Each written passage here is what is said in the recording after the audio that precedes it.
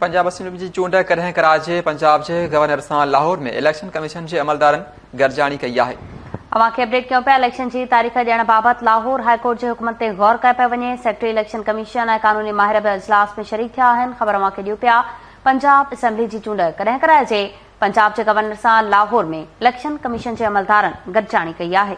बिल्कुल नाज़रीन, इलेक्शन की तारीख़ ॾियण बाबत लाहौर हाईकोर्ट के हुकमनि ते गौर। सेक्रेटरी इलेक्शन कमीशन ऐं कानूनी माहिर भी इजलास में शरीक थिया आहिनि।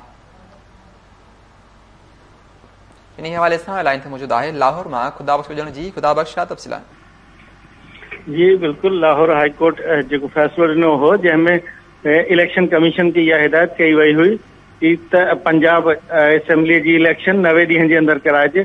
उन हवाले से इलेक्शन कमीशन गवर्नर के खत लिखी अज मीटिंग की तारीख़ रखी वही हुई जेका हिन वक्त जारी है।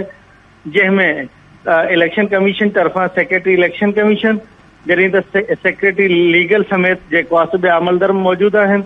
जॾहिं त गवर्नर जेको आहे मामलत लाइ चीफ सेक्रेटरी पंजाब ऐं IG पंजाब खे भी घुराए वरितो आहे। हिन वक्त गवर्नर हाउस पंजाब में गवर्नर पंजाब वलीउर रहमान की सदारत में एक इजलास थी रहियो आहे जंहिंमें इहो गौर विचार कयो पियो वञे त पंजाब असेंबली की इलेक्शन की तारीख़ कहिड़ी मुक़रर कई वञे।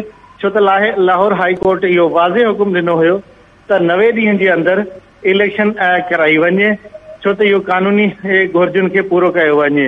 उन हवाले से हिन वक्त गवर्नर हाउस में इहो इजलास जारी है जंहिंमें इलेक्शन कमीशन जा अमलदार, गवर्नर पंजाब ऐं पंजाब की एडमिनिस्ट्रेटिव जा अमलदार, चीफ सेक्रेटरी ऐं IG पिण मौजूद आहिनि ऐं इन हवाले से तारीख़ के हतमी शिकिल ॾिनी पई वञे।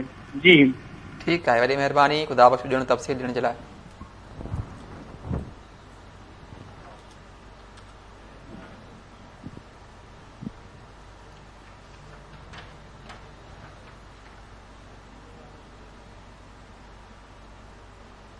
इलेक्शन की तारीख़ ॾियण बाबत लाहौर हाईकोर्ट के हुकम ते गौर कयो पियो वञे। सेक्रेटरी ऐं कानूनी माहिर भी इजलास में शरीक थिया आहिनि।